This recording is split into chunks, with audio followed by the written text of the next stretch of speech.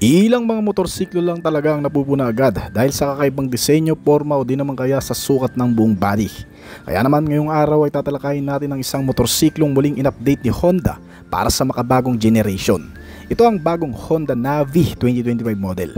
Bagamat maliit ito sa paningin ng marami, wala raw makakatalo rito pagdating sa tipid sa gas, mga advanced safety and security features at syempre malakas na performance. Lahat yan ay nakapak sa isang 110cc na makina.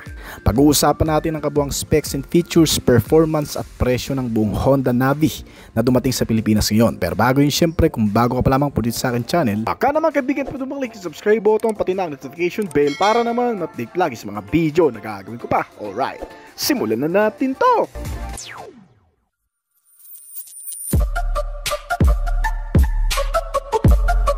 Matagal-tagal na rin sa merkado ang Honda Navi, isang motorsiklong kilala hindi lang sa Pilipinas kundi maging sa iba't ibang panig ng mundo. Sa Europa, mas kilala ito bilang Honda MSX 125 at sa bawat taon ay patuloy ang pag-upgrade ng modelong ito para makasabay sa makabagong panahon at pangangailangan ng mga motorista.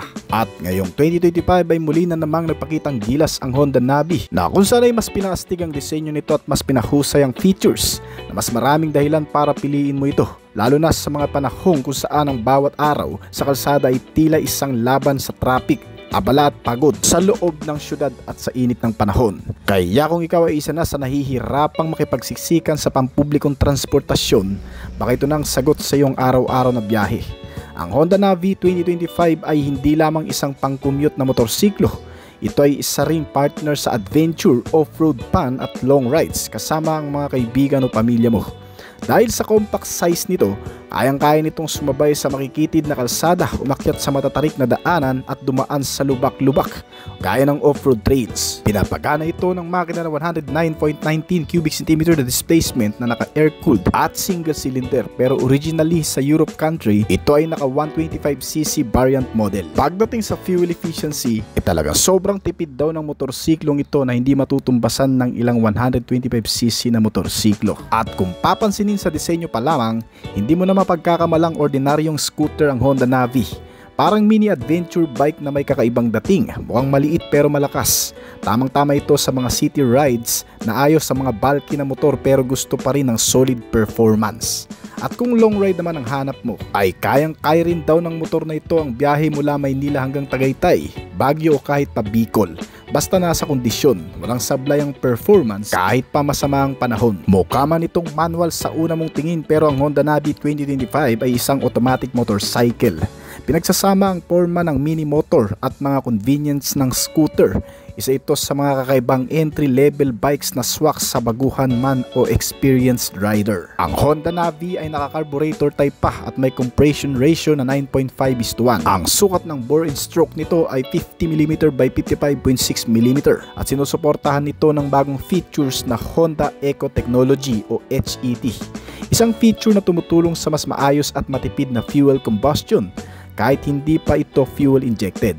Kaya kahit carburetor pa ito, tumitipid pa rin ito sa gasolina dahil umaabot daw sa 48 to 55 km per liter depende sa paggamit. May electric starter at kickstarter din itong motor kaya kahit mawalan ka ng baterya ay hindi ka basta-bastang titirik sa kalsada. Isa sa mga nagpakomportable rin dito sa Honda Navi ay ang pagiging fully automatic transmission nito na kung saan ay hindi ka na kailangan pang magpalit ng gear dahil tamang-tama ito sa mga baguhan. Sa harap nitong motor ay may suspension na inverted front fork, habang sa likuran naman ay may single shock absorber na may coil spring. Swabe ito sa mga malulubak at hindi ka matatagtag ng husto kahit sa medyo rough na daanan. At kahit papano'y kilala naman ang Honda manufacturer sa paggawa ng matitibay at mga reliable na mga suspensions ng mga motor nito. Kaya na lamang ng Honda Click, Honda Beat na kung saan ay napapakinabangan na ng marami sa araw-araw na biyahe. Pagdating naman sa cockpit sa harap, ang instrument panel nito ay naka-analog pa pero user-friendly at classic ang dating.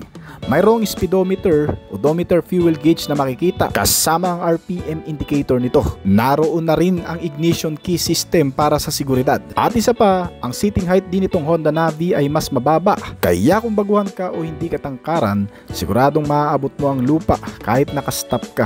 Mas komportable pa ito dahil ang fuel lid nito ay nasa harapan ng upuan. kaya hindi mo na kailangan pang bumaba para magpagas. May fuel tank capacity itong motor na 3.5 liters at dahil matipid ito, malayo-layo na rin ang mararating mo sa isang tangke nito. Pagdating naman sa dimension at bigat ay tamang-tama lang din ang laki nito. Naka-tubeless tires na rin ang Honda Navi na may kabuuang sukat sa harap na gulong na 90x90-12 at 54J, habang ang likurang sukat naman ng gulong nito ay nasa 90x110-53J.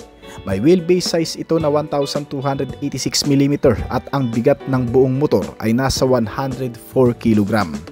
Napakagaang kumpara sa karamihan ng scooter kaya madaling i-maneuver at hindi nakakabigla para sa mga first time riders. Ang isa pang highlight nitong Honda Navi ay ang pagkakaroon ng kakaibang lokasyon ng console packet nito. Meron itong integrated storage na nasa ilalim ng fuel tank na kung saan dito ay pwede kang maglagay ng kapote at gloves o iba pang gamit na importante kapag umuulan o naglo-long ride ka. Isa itong simpleng features na malaking tulong sa pang-araw-araw na biyahe. Bagamat napakaliit lang nito sa unang tingin, hindi naman ito basta-bastang motorsiklo lang kung bibilhin. May ground clearance size ito na 148mm kaya pwede mo pa rin itong gamitin kahit sa mga bahagyang off-road o medyo matutubig na kalsada na perpekto para sa mga provincial or unpaved roads. Pagdating naman sa preno, gamit nito ang combination braking system o CBS, isang safety features na nagbabalance ng preno sa harap at likod. Kahit isang lever lang ang iyong gamit, ay dalawang preno na ang gagana dito. Drum brake pa na klase ang gamit nito sa harap at likod, sapat na para sa pang-araw-araw na biyahe at mga biglaang pagpipreno. Ngayong 2025 ay may 4 na kulay kang mapagpipilian na dinala dito sa Pilipinas ngayon. Merong white, red, black at green. Naka-halogen pa rin ang mga headlights at bulb type naman ang mga turn signal lights indicator nito kasama ang tail lights.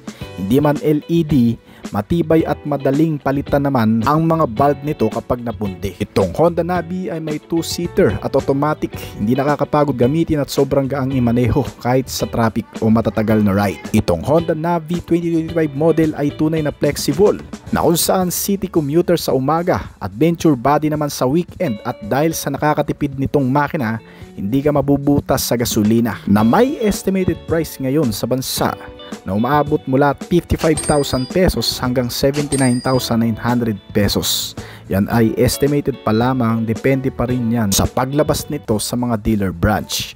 Pero ganun pa man, sa panahon ng matinding traffic, taas presyo ng gasolina at kakulangan sa maayos na public transportasyon, hindi naluho ang pagkakaroon ng isang motorsiklo na gaya nito. Isa na itong necessity at sa dami ng pagpipilian ngayon, ang Honda Navi 2025 ay nananatiling isa sa mga pinaka-praktikal, pinaka-swabe at pinaka-cool na option para sa bagong generation ng riders. Na kung ikaw ay naghahanap ng isang motor na swak sa budget, swak sa performance at hindi ka iiwan sa kalsada, baka ito na ang motor na hinahanap mo. Well, para mas malinaw mga kaibigan, ay tatalakayin na rin natin ang version nito sa bansang Europa para makita mo na rin ang difference nitong dalawa. Iilang mga motorsiklo din ang napupuna madalas dahil sa disenyo at forma o kaya naman sa sukat ng buong body nito. Katulad na lang ng tatalakayin natin ngayon, isang motorsiklong in-update ni Honda sa makabagong henerasyon na makikipagsabayan na rin sa mga bago at kalalabas lang ng mga motorsiklo,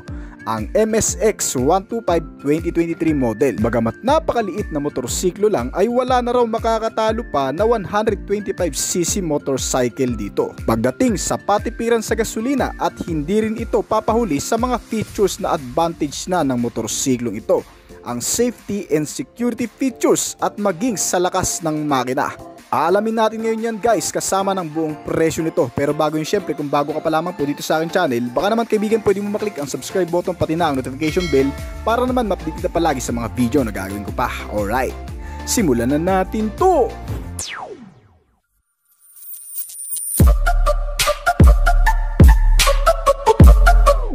Matagal na rin sa merkado ang Honda MSX 125. Katunayan nga, kapag may mga bagong update na motorsiklo ay hindi rin kinakalimutan ni Honda ang pag-update sa motorsiklong ito. At ngayong taon nga ay dinagdagan na naman ng iba pang features ang motorsiklong ito na mas magpapaengganyo pa sa mga taong nasubukan na ang ganitong klaseng motor at sa mga nagpaplano pa lamang kumuha ng isang motorsiklo. Kung ikaw ay nahihirapan na sa kakasakay sa mga jeep, LRT at bus, jack para sa iyo ang video nito dahil ang motorsiklong ito ay pang commuting service talaga. At hindi lang yun, pwede rin itong pang adventure o kaya naman pang long ride. Yung po pwedeng dumaan o mag-adapt ng anumang klaseng kalsada. Sa liit ng body figure nito ay napakadali rin talagang imaniobra. Pero wag pa rin natin mamaliitin ang motorsiklong ito. Pagdating kasi sa lakas ng arangkada at sa patipiran ay walang sinabi ang ibang 125cc na motorsiklo. Ang pagkakaroon nito ng makina na may bore and stroke size na 50.0 by 63.1 mm at compression ratio na 10.0:1 na may kabuuang displacement capacity rin na 124.9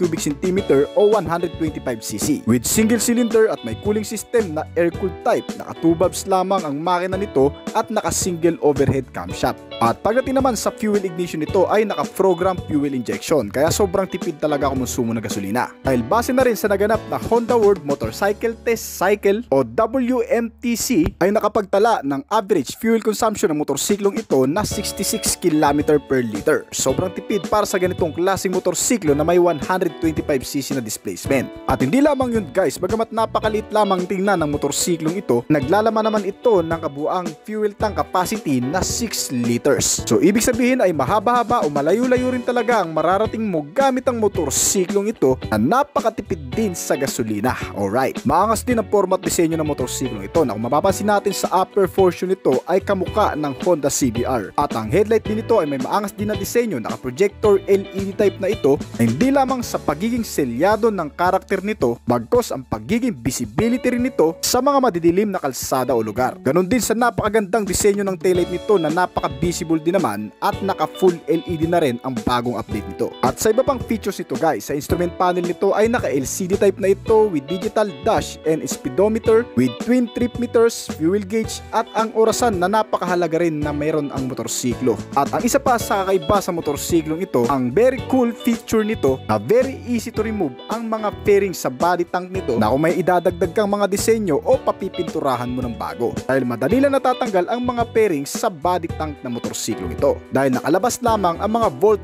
o clips nito sa kanyang fairings. Alright, at para naman sa security features nito guys, nakalalamang ang motorsiklong ito sa ibang 125cc na wala pang ganitong features na ABS sensor. Equipped na ang motorsiklong ito na Honda MSX 125 2023 model na update model nito ng safety features na ABS sensor o anti-lock braking system. Ito ang sistema na kung saan ay may iwasan ang pag-skid o pagkadulas ng gulong kung maipipreno natin ng biglaan ang motorsiklong ito sa napakabilis na takbo nito. Alright, at para naman sa chassis and suspension, ang front suspension nito ay ginamitan ng 31mm size na upside down telescopic fork, habang rear suspension naman nito ay naka-center monoshock absorber at naka-square pipe swing arm. At medyo maganda rin talaga ang bouncing ng motorsiklong ito dahil kung mapapansin nyo naman ay idinadaan pa nga ito sa mga mabubundok na lugar. Ang brake type naman ito sa front ay naka-single disc brake with hydraulic dual piston caliper na may size na 220mm, habang ang rear brake naman ito ay naka-single disc brake with hydraulic single piston caliper na may size naman na 190mm.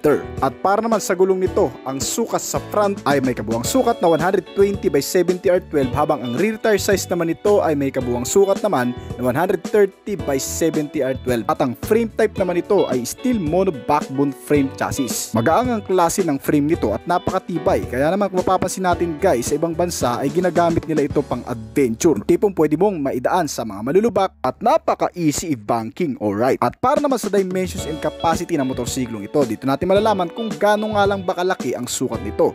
Ang kabuuang haba nito ay 1760mm, may kabuuang lapad ito na 720mm at kabuuang taas naman na 1015mm. Mayroon din itong mataas na size ng ground clearance, nasa 180mm.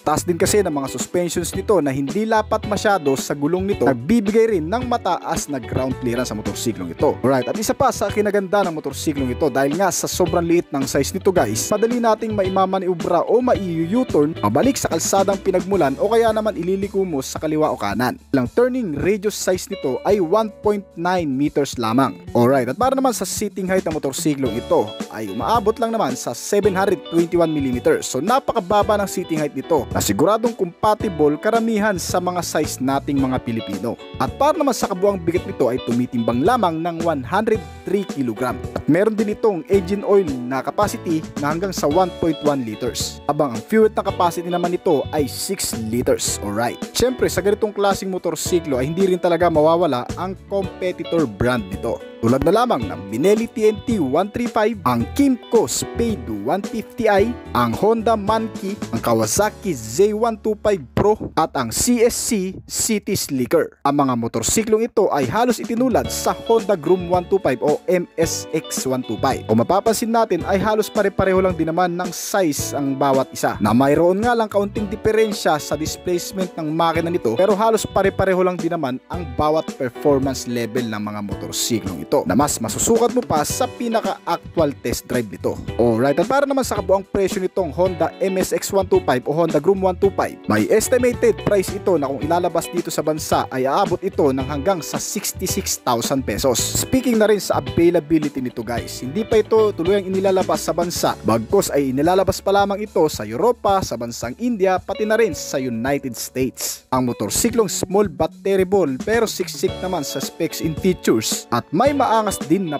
format disenyo. Ang Honda MSX 125 o kilala rin sa tawag na Honda Groom 125 ngayong taon ay ilalabas ito sa iba pang bansa sa Asia, pero hindi pa natin alam kung mabibilang tayo sa magkakaroon ng motorsiklong ito. Alright, so hanggang dito na lamang po siguro ang ating video, pero bago po tayo magtapos ay nais ko po munang i-shoutout ang ating tagapagsubaybay na si Sir Easy the Cooking Cyclist. Shoutout po Idol Sir at mabuhay po kayo. Salamat po sa pag-notice dito sa aking channel. Alright, at nagpapasalamat din po ako sa mga patuloy na sumusuporta at tumatangkilik, nag-aabang palagi sa mga video na ina-upload ko dito sa aking channel.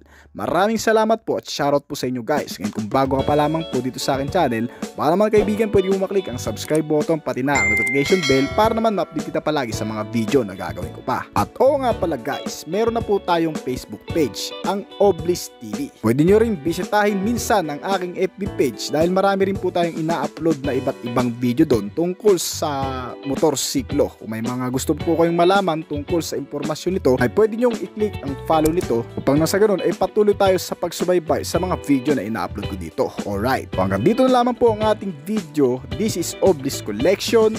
Thank you!